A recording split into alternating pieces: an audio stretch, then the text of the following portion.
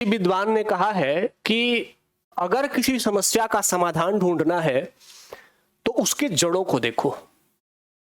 आज जो पूर्वोत्तर भारत में अशांति है, इसका अगर समाधान ढूंढना है तो हमें इसके जड़ों में जाकर के देखना होगा। असम और उत्तर पूर्व की सारी समस्याओं का जड़ स्वतंत्रता के बाद की भारत सरकार की जो पूर्वोत्तर की उपेक्षा थी, उसी में निहित है।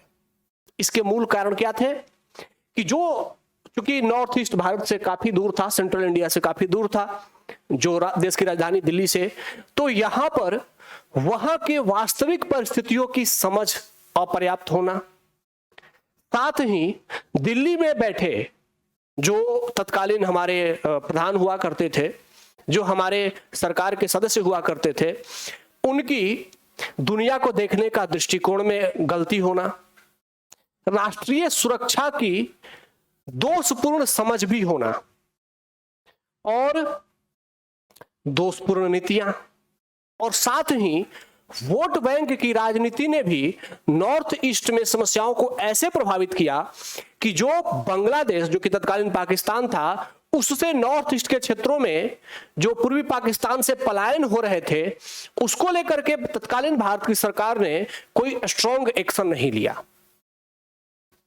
तो इतनी बड़ी गलतियां आखिर नॉर्थ ईस्ट को लेकर के हुई ही क्यों? सिर्फ इतनी ही नहीं, बल्कि इससे भी आगे बढ़कर के एक और गलती तत्कालीन सरकार ने की थी, और वह गलती थी कि नॉर्थ ईस्ट के क्षेत्र में ईसाई मिशनरियों द्वारा बेरोक टोक पृथकतावादी और राष्ट्र विरोधी प्रवृत्तियों को बढ़ावा दिया जाना। नॉर्थ ईस्ट में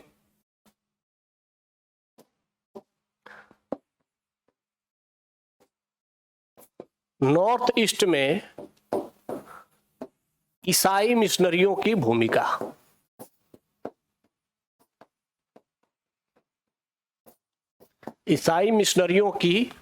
भूमिका, संभवतः यह सबसे बड़ा कारण बना जिसने कि नॉर्थ ईस्ट के समस्याओं को और ज्यादा बड़ा कर दिया।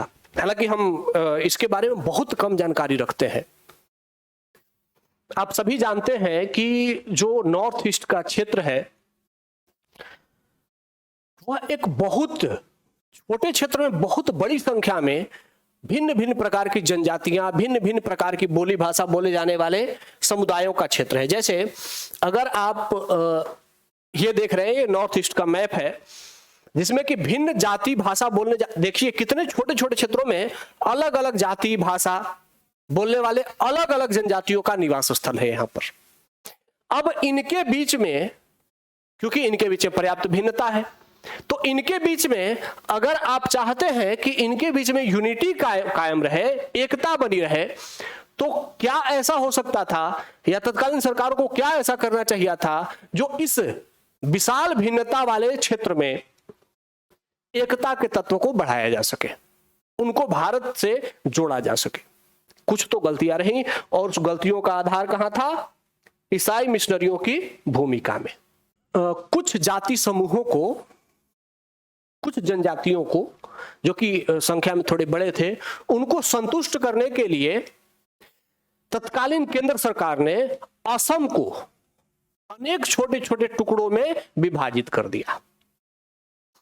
और यही नीति जब सरकार ने एक बार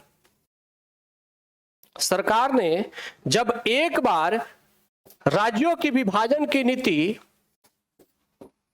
असम की विभाजन की नीति शुरू की, तो उसके बाद वहां की अधिकांश जनजातियों को यह लगने लगा कि हाँ, हमारे लिए भी एक अलग राज्य की संभावना बन सकती है, हमें भी एक अलग राज्य की जरूरत है। और क्योंकि असम को इसी आधार पर बांटा गया था कि जो अलग अलग जनजातियां हैं तो उनके लिए अलग राज्य होना चाहिए, तो मणिपुर बांट दिया गया मणिपुरी जनजाति के नाम पे, मिजोरम मिजो जनजाति के नाम पे, मणिपुर मणिपुरी जनजाति के नाम पे। तो जब जनजातियों के बहुलता के आधार पर असम को जब बांटा गया, तो उस बड़े क्षेत्र में भी और कुछ जनजातियां थी जो कि छोटे छोटे स्तर की थी, उन्हें भी यह कहने का मौका मिला कि हमें भी एक स्वतंत्र राज्य की जरूरत है, हमें भी स्वतंत्र राज्य चाहिए। इसका मतलब हुआ कि जो असम को विभाजित करके छोटे छोटे राज्य बनाने की जो नीति केंद्र सरकार ने स्वतंत्रता के तुरंत बाद शुरू की, वह एक बहुत बड़ी फेलियर साबित हुई और उसके बाद ही नॉर्थ ईस्ट में विभाजनकारी गतिविधियां बढ़ने लगी। वहां पर अलग स्वतंत्र राज्यों की मांग शुरू हो गई और जब उन स्वतंत्र राज्यों की मांगों को सरकार ने नजरअंदाज किया तो फिर एक अलग स्वतंत्र देश की मांग शुरू हो गई। तो इससे क्या हुआ कि वहां पर एक विभाजनकारी राजनीति का जन्म हो गया। असम के विभाजन से क्या हुआ? विभाजनकारी राजनीति का जन्म, विभाजनकारी राजनीति का जन्म हुआ।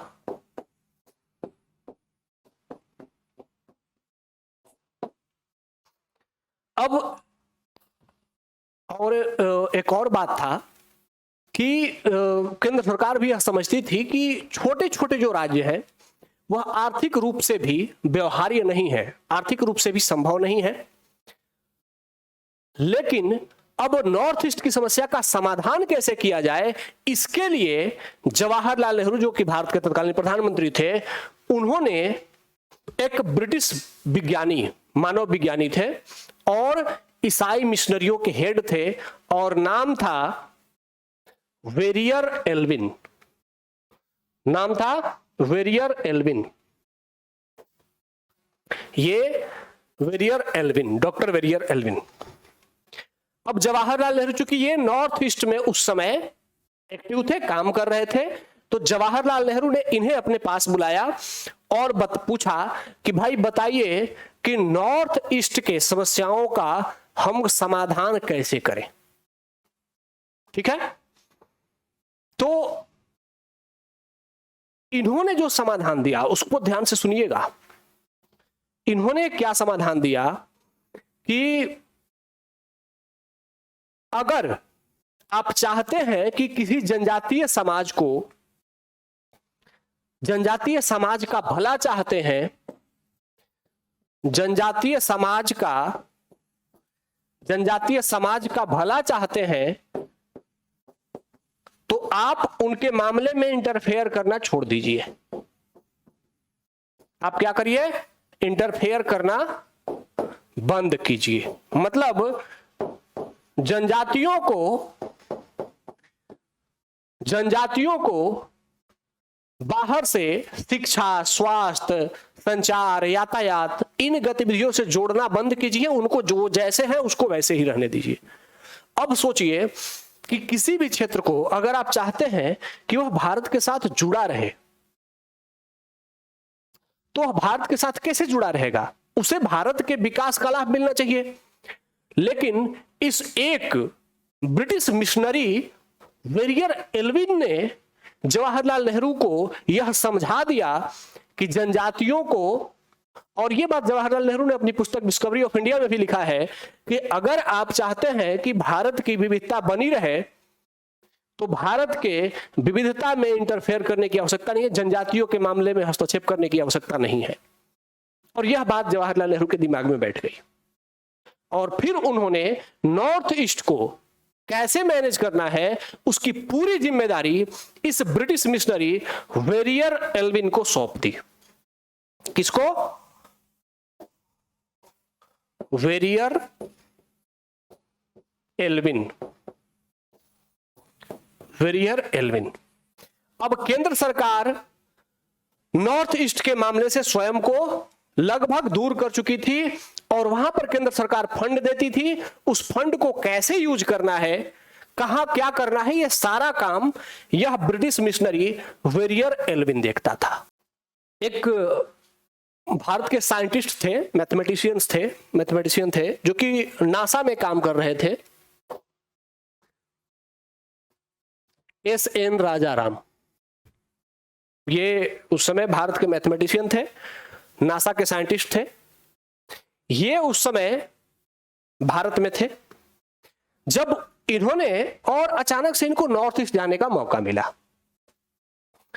नॉर्थ ईस्ट गए, वहां की परिस्थितियां देखी, फिर भारत आए, मुख्य भूमि भारत आए और यहां पर आकर के सेना प्रमुख जनरल करियप्पा, जो उस समय भारत के सेना के जनरल हुआ करते थे, उनसे बात की और उनसे बात की तो फिर इन्होंने एक किताब लिखी और उस किताब में लिखते हैं कि मैंने जब नॉर्थ ईस्ट की समस्या जनरल करियप्पा को बताई कि वहां पे बहुत बड़े स्तर पर अलगाववादी आंदोलन चल रहा है, साथ ही आदिवासियों का बड़े स्तर पर धर्मांतरण हो रहा है, उन्हें क्रिश्चियनरी ईसाई मिशनरियां उन्हें ईसाई बना रही हैं, बाध्यकारी रूप से ईसाई बना रही हैं और उसके लिए फंडिंग भारत सरकार दे रही है, क्योंकि भारत सरकार को पता ही नहीं है वहां की परिस्थितियों के बारे में। तो वो अपनी पुस्तक में लिखते हैं कि सेना प्रमुख जनरल करियप्पा ने नेहरू जी को सलाह दिया कि अगर आप चाहते हैं कि नॉर्थ ईस्ट की समस्या समाधान हो जाए, नॉर्थ ईस्ट में शांति बनी रहे, तो आप नॉर्थ ईस्ट में विकास की गतिविधियों को बढ़ावा दीजिए और सरकार स्वयं नॉर्थ ईस्ट में जाकर के वहां की विकास की गतिविधियों की जांच पड़ताल करे। लेकिन तत्कालीन प्रधानमंत्री जवाहरलाल नेहरू इस बात को समझने में असफल रहे। उन्हें यही लगता था कि जनजातियों के मामले में इंटरफेयर करना, जनजातियों को मुख्य भूमि से जोड़ना, मुख्य धारा से जोड़ना, यह एक गलत नीति है। जनजातियों को उनके मूल स्वभाव के अनुसार छोड़ देना चाहिए। और उन्होंने, जवाहरलाल नेहरू ने जनरल करियप्पा की बात को खारिज कर दिया। दरअसल जनरल करियप्पा की बात को जवाहरलाल नेहरू सोचते थे, लेकिन जब उन्होंने इस मुद्दे पर फिर उसी ब्रिटिश मिशनरी वेरियर एल्विन से बात की, तो उस वेरियर एल्विन ने इस धूर्त वेरियर एल्विन ने जवाहरलाल नेहरू को समझा दिया कि नहीं, भारत को इस नॉर्थ ईस्ट के क्षेत्र में इंटरफेयर नहीं करना चाहिए, यहां पर मैं नॉर्थ ईस्ट को बहुत अच्छे से मैनेज कर लूंगा। और यह भारत सरकार को, विशेष करके जवाहरलाल नेहरू को समझाने में सफल रहा और भारत सरकार के पैसे को लेकर के और वहां पर बड़े स्तर पर ईसाई मिशनरियों के माध्यम से धर्मांतरण का कार्य जारी रखा। अब चूंकि जो भारत सरकार के जो बड़े लोग थे, उनमें भी व्हाइट स्किन के प्रति, मतलब गोरे लोगों के प्रति उस समय बड़ा एक श्रद्धा भाव हुआ करता था और उनमें एक भावना थी कि गोरे श्रेष्ठ होते हैं। ये एक इनबिल्ट भावना थी, आज भी ये दिखी जाती है कहीं ना कहीं। और अंग्रेज भी इसको बड़ा एंजॉय करते हैं व्हाइट मैन्स बर्डन थ्योरी के माध्यम से कि हाँ भाई, हम तो दुनिया के गोरे लोग हैं, दुनिया को आधुनिक करना, उनको सभ्य बनाना हमारा दायित्व है, इसीलिए हम पर भरोसा करो, हमें अपना बाप मान लो, हमें अपना गुरु मान लो। और यह बहुत हद तक उसी मानसिकता से प्रभावित रोगी इंसान था। जवाहरलाल नेहरू को यह समझाने में सफल रहा। तो इस तरीके से जो नॉर्थ ईस्ट में भारत सरकार का इंटरफेयर हो सकता था और उसके बाद नॉर्थ ईस्ट में जो विकास की गतिविधियां थी उसको बढ़ाई जा सकती थी, इस एक व्यक्ति ने उस गतिविधियों को रोक दिया। यह बेसिकली क्रिश्चियन मिशनरी था, लेकिन इसने मिशनरी के साथ साथ स्वयं को मानव विज्ञानी होने का दावा करता था कि आई एम एंथ्रोपोलॉजिस्ट, मैं मानव विज्ञानी हूं और इसीलिए मैं जनजातियों को बाकी लोगों से बेहतर समझता हूं। और चूंकि ये यूरोप से पढ़ा हुआ था, तो जवाहरलाल नेहरू इस पर बहुत अधिक भरोसा करते थे कि हाँ, ये तो बड़ी यूनिवर्सिटी से पढ़ा हुआ है, मानव विज्ञानी भी है, जनजातियों के बारे में हम लोगों से ज्यादा समझता है। तो जवाहरलाल नेहरू का ये जो भरोसा था, इस भरोसा ने ही वहां पर विभाजनकारी पहचान की राजनीति को जन्म दे दिया। क्या शुरू हो गया? विभाजनकारी पहचान की राजनीति की शुरुआत।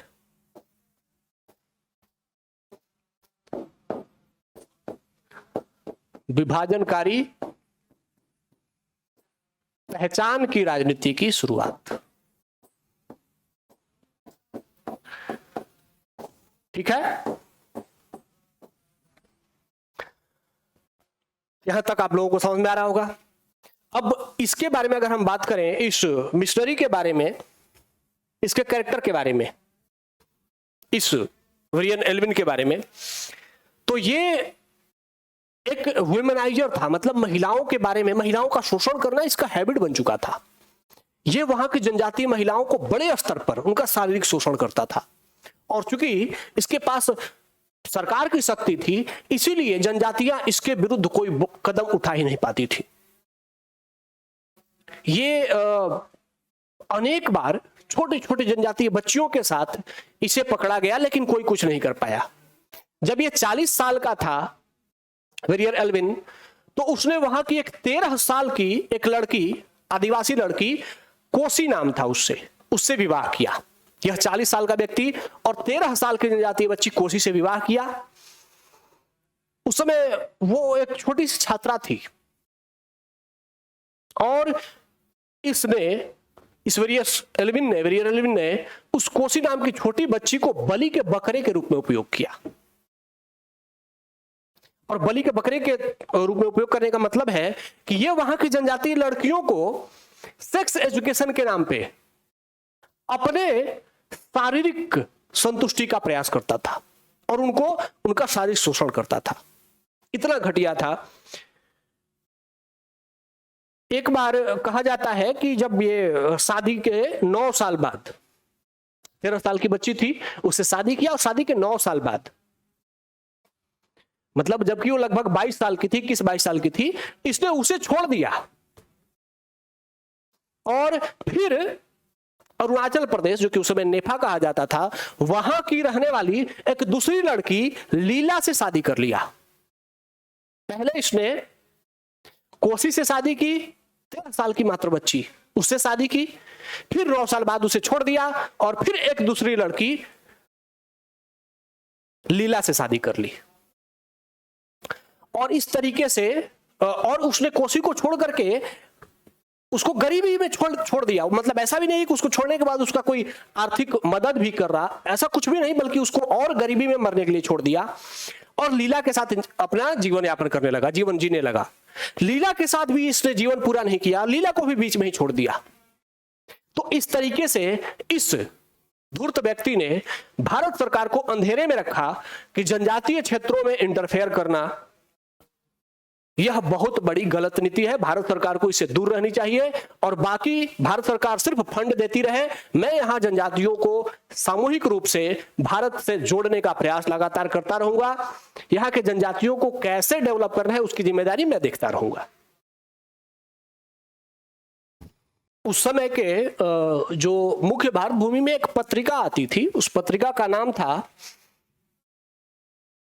धर्म डिस्पैच, कि इंग्लिश में पत्रिका प्रकाशित होती थी। उस पत्रिका का नाम था धर्म डिस्पैच। ठीक है। इस पत्रिका के जो प्रकाशक थे उन लोगों ने नॉर्थ ईस्ट में जाकर के उस समय तत्कालीन नॉर्थ ईस्ट भारत का अध्ययन किया। तो उन्होंने अपने इस पत्रिका धर्म डिस्पैच में लिखा है, मैं उनको कोट कर रहा हूं, कि एक पैशाचिक विकृत व्यक्ति वेरियन एल्विन प्रधानमंत्री नेहरू को इस कदर तक बहकाने में सफल रहा कि उन्होंने, जवाहरलाल नेहरू जी ने एल्विन को नेफा की सरकार में मानव विज्ञानी सलाहकार के रूप में नियुक्त करवा दिया। एल्विन आदिवासी पहचान, रीति रिवाज और इसके संरक्षण के नाम पर उसका चाशनी ओढ़ करके और उसके बाद वहां पर औपनिवेशिक मानसिकता के साथ औपनिवेशिक हितों को लागू कर रहा था। इस तरीके से उस पत्रिका में जब इसके बारे में, इस वेरियर एल्विन के बारे में जब भांडाफोड़ हुआ, तब भी तत्कालीन सरकार इस मामले को लेकर के सजग नहीं हुई, जबकि यह हो जाना चाहिए था कि नॉर्थ ईस्ट में यह व्यक्ति जो कि मिशनरी है, ईसाई मिशनरी है, उसको सरकार का प्रतिनिधि घोषित कर देना, सरकार का सलाहकार घोषित कर देना, जबकि इसके चरित्र का भंडाफोड़ हो चुका है। अनेक पत्रिकाओं में इसके कैरेक्टर के बारे में चर्चा हो चुकी थी, फिर भी केंद्र सरकार ने उस पर ध्यान नहीं दिया और यह भारत को लगातार छलता रहा।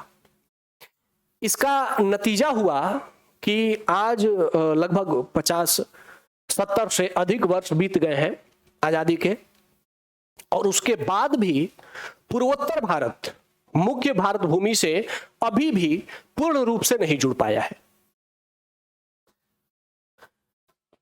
इस एल्विन को जो संरक्षण दिया गया, उसने वहां के जो लोकल ट्राइब्स थे उनके भीतर और बाहर शत्रुता का एक ऐसा क्षेत्र बना दिया कि कुछ क्षेत्रों में जहां पर कि वो ईसाई मिशनरियों को बहुत अधिक तक सपोर्ट करने में सफल था, वहां जहां अधिकांश लोगों को वह ईसाई बनाने में सफल रहा, उसको लेकर के इसने केंद्र सरकार से कहा कि इसको एक अलग राज्य बना देना चाहिए।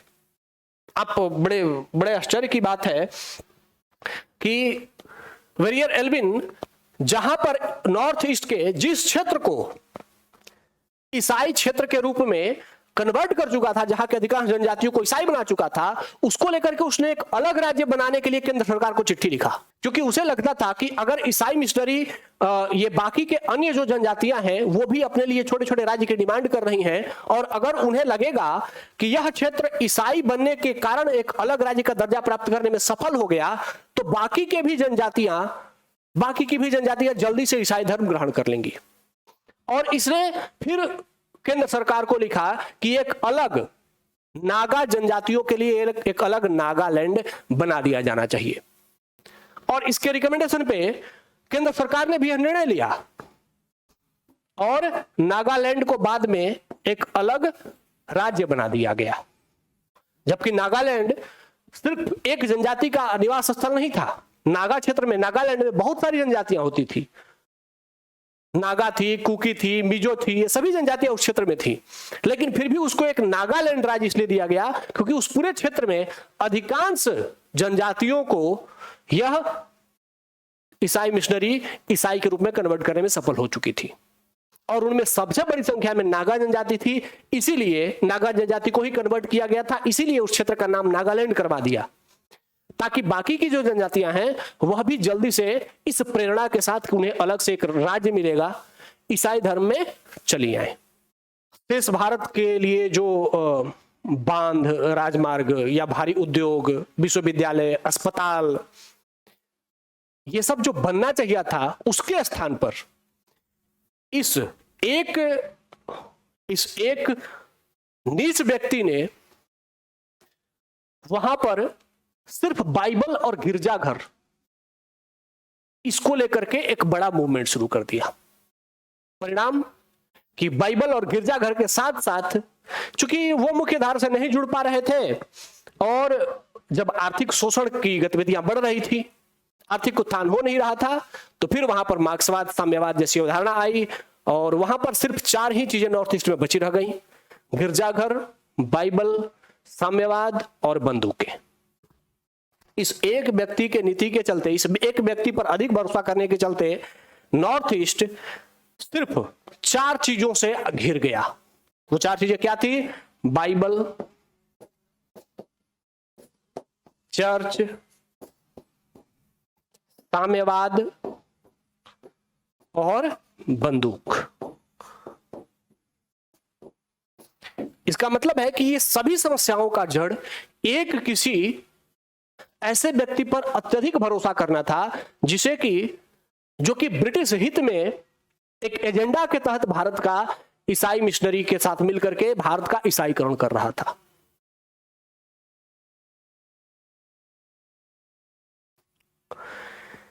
आज भी हम सभी जानते हैं कि नॉर्थ ईस्ट का लगभग अधिकांश राज्य जो है, अगर असम के बाहर के राज्यों को देखें तो उनमें बहुत बड़े स्तर पर, जो कि पहले बौद्ध और हिंदू हुआ करते थे, उनका ईसाईकरण हो चुका है। तो सरकार द्वारा जो एक अत्यधिक भरोसा कर लिया गया इस व्यक्ति पर, और इसका परिणाम रहा कि इसने वहां पर ईसाई मिशनरीकरण किया, साथ ही ईसाइयों के अन्य जनजातियों को भी इस बात के लिए उस्का दिया कि आपको भी अलग राज्य मिल सकता है अगर आप ईसाई बन जाओगे। तो वो अलग ईसाई बनने के बाद अन्य जनजातियों ने भी अपने लिए अलग राज्य की मांग शुरू कर दी, और भारत जो कि उस समय भी जो केंद्र सरकार जो थी वो, और आज भी ऐसा ही आप सभी जानते हैं कि सरकारें नॉर्थ ईस्ट को स्पेशल विशेष राज्य का दर्जा देती हैं, विशेष राज्य का दर्जा, और इसके तहत केंद्र सरकार वहां के किसी भी विकास परियोजना के लिए 90% धनराशि देती है और शेष 10% ही वहां के स्थानीय सरकारों को इकट्ठा करना होता है। अब सोचिए, प्रारंभ से ही नॉर्थ ईस्ट को विशेष राज्य का दर्जा दिया गया और वहां के विकास के लिए 90% धनराशि केंद्र सरकार ने दिया, और उस धनराशि का जो मैनेजमेंट था वह किसको मिल गया? एक ईसाई, एक अंग्रेज मिशनरी के व्यक्ति के हाथों में। कहा जाता है कि नॉर्थ ईस्ट और आगे बढ़ जाता, लेकिन सिर्फ यही एकमात्र व्यक्ति ही दोषी नहीं था, बल्कि इसके साथ साथ नॉर्थ ईस्ट में एक गठजोड़ बन गया, और उस गठजोड़ का नाम है पीसीबी गठजोड़। पीसीबी गठजोड़। पीसीबी क्या है भाई? पी से पॉलिटिशियन, सी से कैपिटलिस्ट और बी से ब्यूरोक्रेट्स। तो पॉलिटिशियन, कैपिटलिस्ट और ब्यूरोक्रेट्स, यह 3 लोगों का फिर वहां पर गठबंधन बन गया, गठजोड़ बन गया, और इसका परिणाम हुआ कि केंद्र सरकार जो पैसा देती थी, पहले ईसाई मिशनरियों ने उसका अच्छा दुरुपयोग किया, और फिर बाद में जब उनका प्रभाव कम हुआ और सरकार ने इंटरफेयर करना शुरू किया तो इन लोगों का गठजोड़ बन गया, और इन लोगों ने फिर वहां पर केंद्र सरकार से आने वाले धन को आपस में बांट करके अपनी पॉलिटिक्स करनी शुरू कर दी। कभी कभी इसको पीसीबीआई गठजोड़ भी कहा जाता है। पीसीबीआई गठजोड़ भी, इसमें आई का मतलब होता है इंट्रूडर्स। इंट्रूडर्स में जो मार्क्सवादी थे, साम्यवादी थे, इन्होंने भी इन लोगों के साथ मिल करके और केंद्र सरकार से मिलने वाले धन का दुरुपयोग किया, और वहां विदेश से हथियार खरीदा, और वहां पर विद्रोही गतिविधियों को बढ़ावा मिलता गया। तो यह एक बड़ी नीतिगत भूल थी, जिसमें कि केंद्र सरकार ने या तत्कालीन हमारे प्रधानमंत्री जी ने यह सोच लिया कि जनजातियों के मामले में इंटरफेयर नहीं करना ही उनके लिए सबसे अच्छा है, और इसका परिणाम हुआ कि आज तक भारत नॉर्थ ईस्ट की समस्याओं से जूझ रहा है। अगर हम चाहते हैं कि नॉर्थ ईस्ट की समस्याओं का समाधान रियल तरीके से ढूंढा जाए, तो हमें नॉर्थ ईस्ट में जा करके ग्राउंड रियलिटी के साथ जोड़ करके ही इसका समाधान ढूंढा जा सकता है। जो पीछे हमने गलतियां करी हैं, उन गलतियों का समाधान अभी ढूंढना होगा, तभी भारत मुख्य रूप से, और वह जो भारत का एक बड़ा भाग है, जो महत्वपूर्ण भाग है, उस भाग को विकास के मुख्य धारा से और शेष भारत से जोड़ने में सफल हो पाएगा। तत्कालीन सरकार बहुत सारे प्रयास ऐसे कर रही हैं, लेकिन उसके बावजूद भी अभी भी सफलता थोड़ी मुश्किल है। उसका कारण है कि नॉर्थ ईस्ट का एक जो बड़े पैमाने पर ईसाईकरण किया गया और वहां विभाजनकारी गतिविधियों को बढ़ावा दिया गया, उसके लिए सरकार को वहां पर एक्टिव होकर के उन जनजातियों को उनके मूल स्वरूप से जोड़ने का प्रयास करना होगा, और वहां विकास की गतिविधियों को बहुत तेजी से बढ़ावा देना होगा। तो आज के इतिहास में इतना ही। मिलते हैं अगले दिन फिर किसी ऐसे ही रोचक मुद्दे के साथ। तब तक के लिए धन्यवाद। जय हिंद।